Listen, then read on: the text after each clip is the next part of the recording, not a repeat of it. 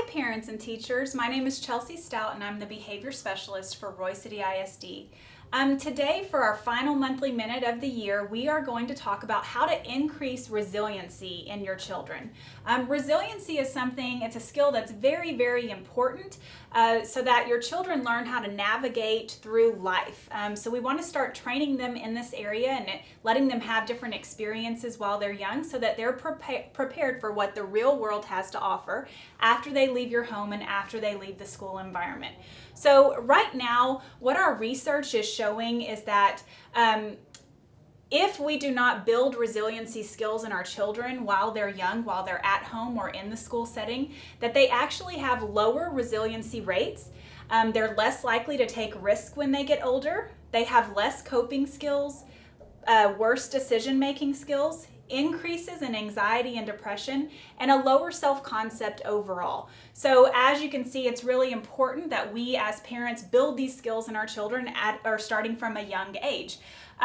So looking at our current culture today, it's really popular. It's a kind of a growing popularity that we want to kind of shelter our children from anything negative. And, I as a mother, want to do this as well. But we may actually be doing more harm than good. What we really need to focus on is while they're under our care, while they have our support and our experience or our ability to kind of guide them through these difficult situations, we can actually help them learn how to successfully navigate through life's difficult experiences. So we have to allow them the opportunity to experience failure while they're young. We have to allow them the opportunity to experience disappointment, negative consequences due to their actions and their behaviors. We have to allow them to experience rejection.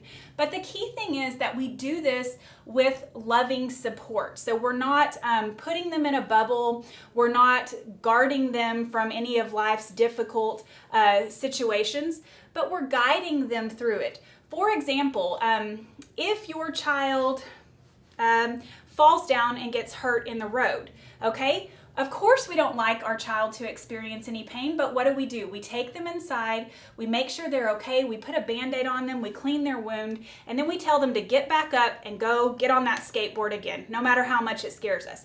This is the same thing that we need to do for them emotionally with more difficult situations that they encounter in their life.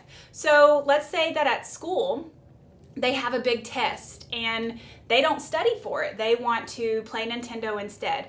And then the next day they go to school and they take that test and they fail it. And then maybe their teacher gives them an opportunity to retake it and they don't study again and they fail it again.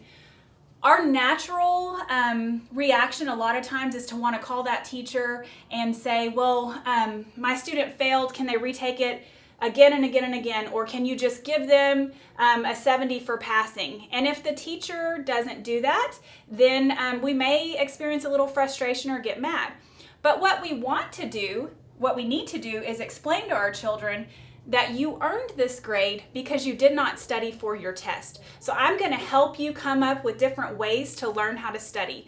I am going to sit down with you and I'm going to quiz you. We're going to make flashcards. We're going to learn different study techniques. And together, with the support of mom, dad, grandmother, grandparents, friends, neighbors, whoever is your child's support system, then we teach them how to study. We study with them. We make sure that that child is studying at home, and so that they feel prepared to take that test the next time.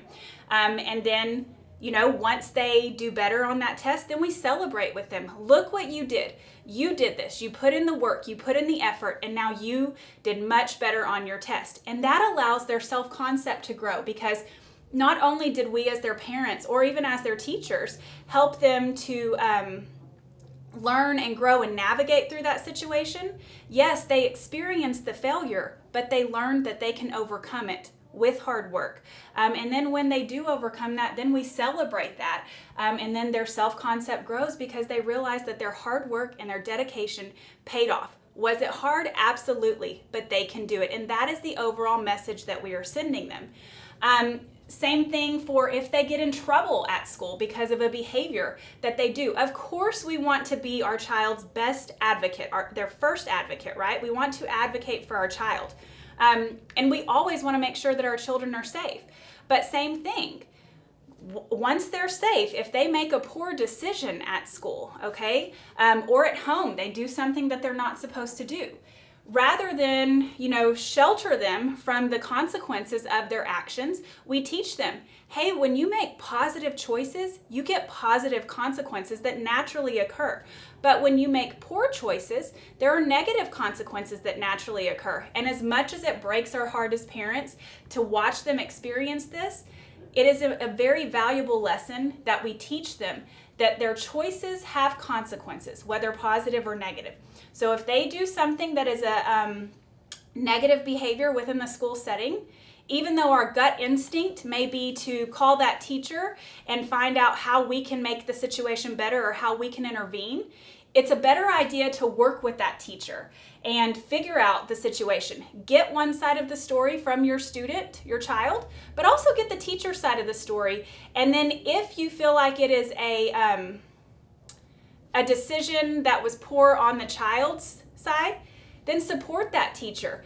Give the student a consequence, give your child a consequence at home so that they learn that these behaviors are not acceptable at school, because the lesson that you are teaching them at that point is you're guiding them for what choices are appropriate for life, what choices are appropriate for after the school setting when they go out and get a job. If you decide to cuss out your teacher, yes, you're going to get a consequence, because one day when you have a job, if you decide to cuss out your boss, guess what? You're going to get fired from your job. So in closing, again, just to kind of tie it all up, we are our children's strongest advocate, but we want to make sure that we show them how to properly navigate through life's difficult experiences with our support. We don't want to shelter them from them so that they're not prepared once they get out into the real world after they leave your home. I hope this helps. It's been a great year. Thank you so much. Bye.